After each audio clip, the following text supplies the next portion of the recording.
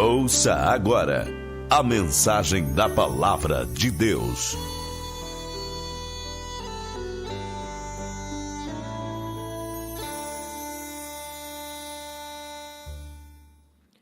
Olá, a paz do Senhor para todos que estão aí com o seu receptor ligado nesta bela programação aqui dessa rádio evangélica das Assembleias de Deus. Quero mandar o meu alô lá pro meu pastor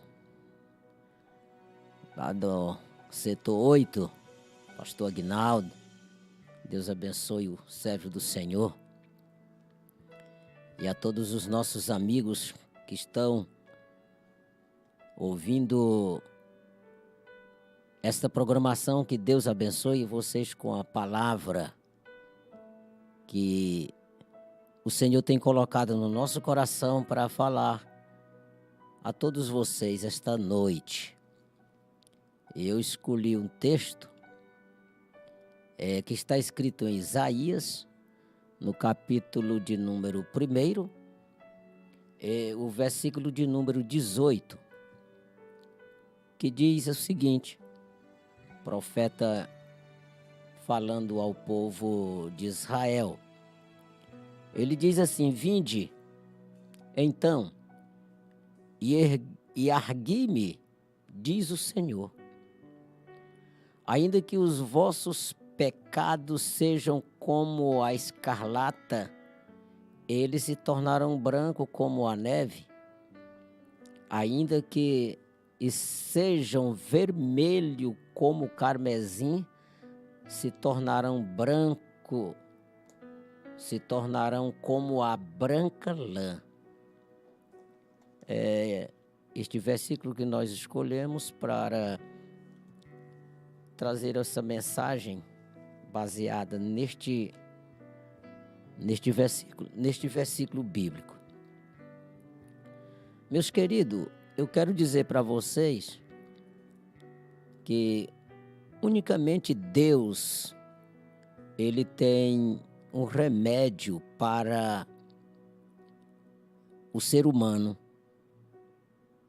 para consertar o ser humano da sua doença, que é uma doença mais terrível, a epidemia terrível, que se chama pecado. E é por causa do pecado que o homem é condenado, ele é excluído da presença de Deus. E somente Deus tem esse remédio. Você pode ir no doutor quando se sente doente, e a doença lhe atormenta, e você, para não morrer, você de imediatamente procura um médico, se consulta, e ali você vai procurar condições para você não morrer daquela doença, e o médico pode ajudar você realmente a se tornar bom. Ele pode fazer uma operação de você, o mesmo em mim, poder dar por curado. Ele pode fazer isso. Não digo com todas as doenças que aparecem no ser humano, mas o médico, ele aprendeu realmente para fazer isso com o ser humano também, ajudar. Mas essa outra causa do ser humano, que é a mais terrível não é você adoecer na sua carne, no seu físico. A doença que afeta e que exclui o homem de Deus, ela é o pecado. E a Bíblia diz que por um homem o pecado entrou no mundo. Entrou pelo ser, e todos foram ordenados, sujeitos à morte. Por causa do pecado veio o que nós vemos hoje, a epidemia no povo, doenças que o médico, a medicina fica, como se diz, balançando a cabeça para ver o que vai fazer, que remédio que ele vai inventar, descobrir, para que aquela doença ela não se espalhe de repente. Então, mas a doença que exclui o homem de Deus é simplesmente essa aqui que se chama pecado. E aqui o profeta, ele está realmente falando com o povo. O próprio Deus usando o profeta e está falando realmente aqui sobre a questão do povo, o que eles querem. Ele diz, vem questionar comigo, vem. Há muitas pessoas que acham que por ter pecado tanto, e eu disse, alguém já me falou isso por diversas vezes. Depois que a pessoa peca e peca, aí vai ser crente e aí diz que está salvo. Muito bem, na lógica você acha que o homem pecou, pronto, acabou a situação para ele, não tem mais recurso para ele. Mas não é assim. O homem é um ser que Deus criou e ele almeja não a perdição deste homem, não a condenação deste homem. Deus, ele quer realmente resgatá-lo, o homem, esteja ele cometido pecado, que às vezes a sociedade já excluiu ele. Não, fulano de tal não tem mais jeito para ele. Pois é esse aí mesmo que Deus, ele quer essa pessoa realmente para resgatá-lo ele, porque o Satanás, que é a única pessoa também que suja o homem, que lambuza o homem, joga o homem na poça de lama e ele fica aí caído e derrotado. É isso que o ser humano, que o diabo quer com o ser humano, é sujar ele cada vez mais. A gente vê, realmente pela televisão você vê e você ouve. Quanto mais você assiste televisão, mais você vai ver o tipo que Satanás tem reagido na sociedade, querendo cada vez mais mergulhar o homem ou afastar mais o homem de Deus com os seus pecados. E então, mas Deus não está longe disso, não. Deus mostra para Satanás que ele é mais poderoso do que o próprio Satanás. Deus mostra para Satanás que ele tem condição, mesmo que ele tenha lambuzado o homem sujo, como diz aqui. Aqui o profeta disse, os vossos pecados, o povo de Israel parece que achava que não tinha mais jeito para eles. Que tinha pecado tanto. E Deus já tinha recebido tantas vezes Israel de volta e eles tornavam voltar a pecar novamente. O profeta chega dizendo, os vossos pecados podem ser da cor de escarlata. Viu? Eles se tornaram branco como a neve. Mas existe alguma química por aí que você bota lá, a roupa está suja, e você bota naquela química ali, naquele sabão, e ela se torna branca. Mas o pecado, só Deus pode limpar ele do ser humano. Só tem esse recurso que Deus, e ele está com Deus este recurso. É de limpar o homem, purificar o homem. Só Deus tem este recurso. E se você ler no capítulo 1 de 1 João, lá nas cartas gerais, né? as epístolas gerais, você vai encontrar realmente ali onde João escreve dizendo: se nós andarmos na luz, como ele na luz está, nós temos comunhão uns com os outros, e o sangue de Jesus Cristo nos purifica de todo pecado.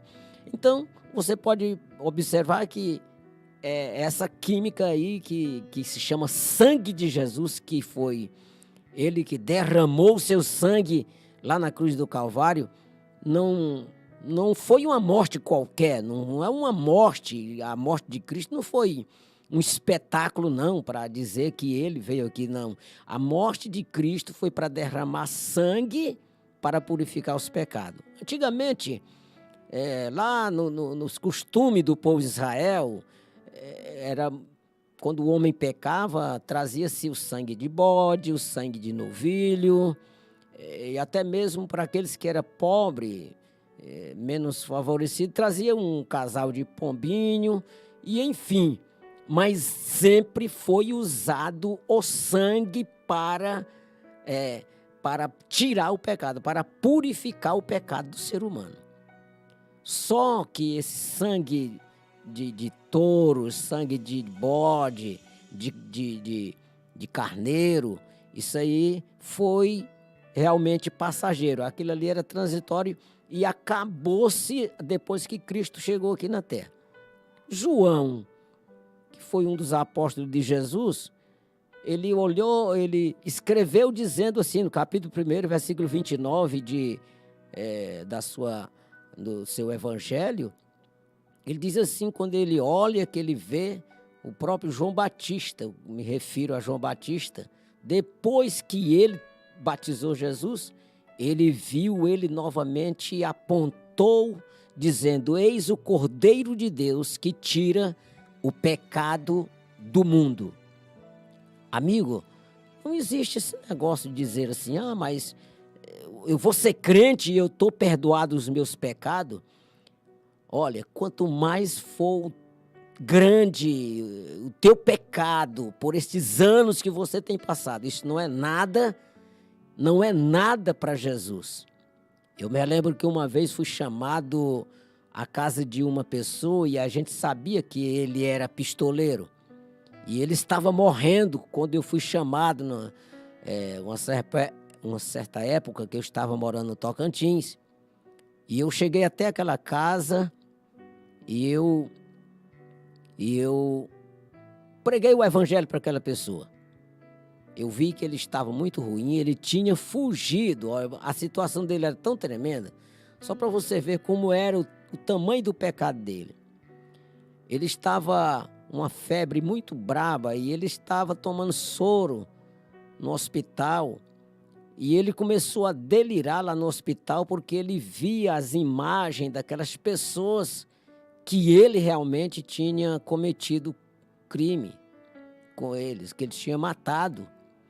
E ele arrancou o soro e saiu correndo, pegou um táxi e foi para a casa da irmã dele. Foi quando me chamaram e eu comecei a pregar o evangelho para ele. Ele chegou a dizer assim: Deus, ele me quer.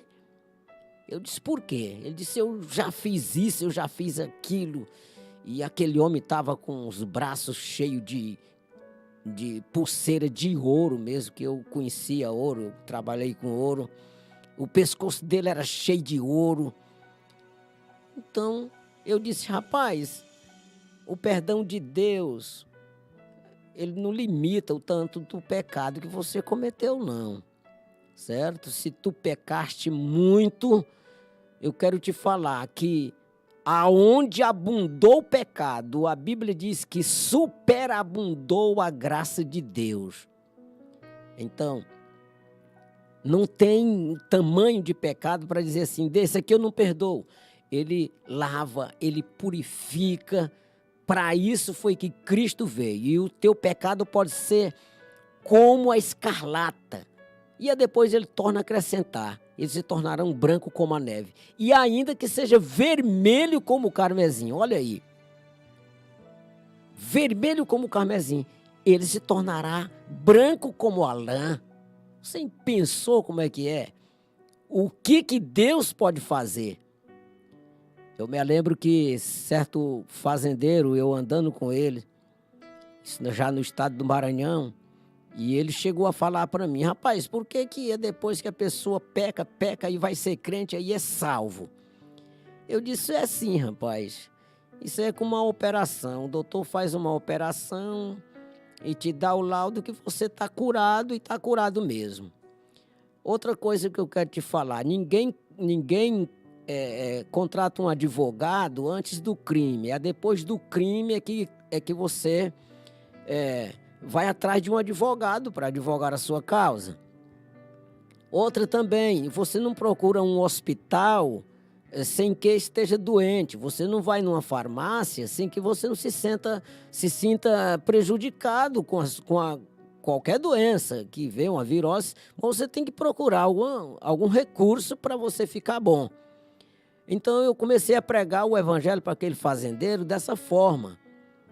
Aí eles tomando cerveja numa mesa, eu digo: olha, essa mesa que você está vendo aí, ela já foi toda a vida isso aí? Ele disse: como assim? Eu digo: eu estou perguntando se ela era assim antes. Ele disse: não. Eu digo: não, isso aí era uma árvore lá no bosque, aquela árvore foi pegada lá e chegou até a mão do carpinteiro. E o carpinteiro fez esse lindo móvel que você está usando aí para tomar a sua cerveja nele, certo? Assim é o ser humano. A Bíblia pega o sujeito lá do mundo, vamos dizer, a árvore foi cortada no bosque com casca, com tudo, mas é depois que faz uma mesa, um móvel desse aqui, já não fica mais parecido com aquele lá. Então Deus, a Bíblia fala que Jesus Cristo é carpinteiro e ele pega o ser humano, ele trabalha, ele lapida o ser humano de uma maneira que depois a própria sociedade que recusava ele, agora já fica olhando diferente para ele, porque Deus, ele transforma a pessoa. Deus, ele quer o ser humano. Eu quero te dizer para você, meu amigo, se você tiver com o seu receptor ligado nesta hora, a sua internet, eu quero dizer para você neste momento, ele não quer perder você para Satanás, não. Viu? Não quer não. Você não está sabendo disso? Tá não, pois aqui está aqui o recurso. Tem recurso? Tem. O único que pode resolver o problema do ser humano chama-se Deus. E ele não está além de você, não. Ele não quer, não está correndo. Eu vou me esconder de você porque você já pecou tanto. Não. O homem com pecado todo dessa maneira, pecando dessa maneira, Deus ainda está correndo atrás dele. Você já imaginou? Você já imaginou, meu irmão, meu amigo que está ouvindo? Deus correndo atrás de você, você com pecado, com tudo, pecando todo dia, toda noite. Quem sabe você vai em um bar e a coisa que você quer tomar naquela noite é uma cerveja? Você não lembra que Deus está atrás de você, quer você? E você ainda continua nesse vil pecado e Deus te querendo. O que eu quero dizer para você aproveitá-lo, porque chegará um dia que você vai procurar e não encontrará mais, entendendo? Você não vai achar mais oportunidade. Isaías 55, versículo 6, diz assim: olha, buscai o Senhor enquanto se pode achar, e invocai-o enquanto está perto. Amigo, vai chegar o dia que você vai querer a oportunidade perdida que você deixou de mão. Você vai correr atrás dela muitas vezes e não vai encontrar mais. Porque tudo tem um dia que se finda. As oportunidades se acabam. Então Deus, ele fala para você nesta noite, por meio desse versículo, o profeta Isaías, e ele está dizendo para você: Deus tem um recurso para ti. Deus, ele quer cuidar de você. Deus anda atrás de você para cuidar de você, para te limpar, para te purificar, a fim de que você não seja um dia condenado, certo? Não seja um dia condenado. Deus, ele enviou Jesus aqui no mundo não para condenar o mundo. E ele não veio atrás aqui de gente justa, não. Esquece isso, meu irmão. Ele não veio atrás de gente justa, não. Ele veio atrás de pessoas injustas. Veio atrás de pessoas pecadoras. Viu? Não condenou quando muitas pessoas condenam alguém. Chegou alguém trazendo uma prostituta à presença de Jesus, a fim que Jesus ordenasse que fosse apedrejada. Ele não condenou ela, certo? Ele só fez dizer: quem não tem pecado, atire a primeira pedra. E eu posso dizer isso? Eu vou atirar a pedra? Eu sendo crente, eu vou atirar a primeira pedra? Não posso atirar. Porque a Bíblia diz que todos pecaram e destituídos estão da glória de Deus. Mas Deus, ele prometeu a resgatar o homem, e ele e tem o recurso para te resgatar. Basta tão somente você crer. Você que está ouvindo, você mora perto de uma igreja evangélica, não se esqueça, vai nessa igreja, entra para dentro dela.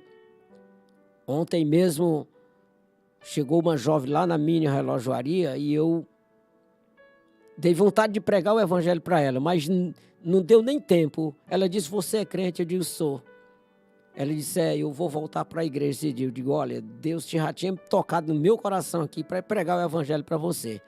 Tu corre enquanto há tempo, corre, porque quando a arca fechar, quando o evangelho acabar aqui, olha, você não pode mais correr para lá porque está de porta fechada. O evangelho um dia vai ser fechado também. Vai se findar, vai ter a última pregação, vai ter o último culto, vai ter a última oportunidade, tá bom? Que Deus abençoe a todos em nome de Jesus. E eu quero fazer uma oração para você, encerrando aqui a nossa participação. Querido Deus, querido Pai, a todos os nossos ouvintes que ouviram a palavra essa noite, quero que o meu Senhor agora faça essa palavra, esta semente, nascer no coração daqueles que a ouviram e que ela possa produzir, crescer no seu coração e produzir frutos dignos de arrependimento. Cremos plenamente que o Senhor anda atrás e quer que o homem se liberte da vil condenação que ele vive. Então, eu quero te dizer, papai, que o Senhor cubra esta pessoa, toque no coração dele e que ele possa rever a sua vida, como é que ela está indo, e ele possa voltar-se para ti. É tu, Senhor, que faz a semente nascer e que faz ela crescer. Quero agradecer a ti, meu Pai, por a oportunidade que o Senhor tem nos dado.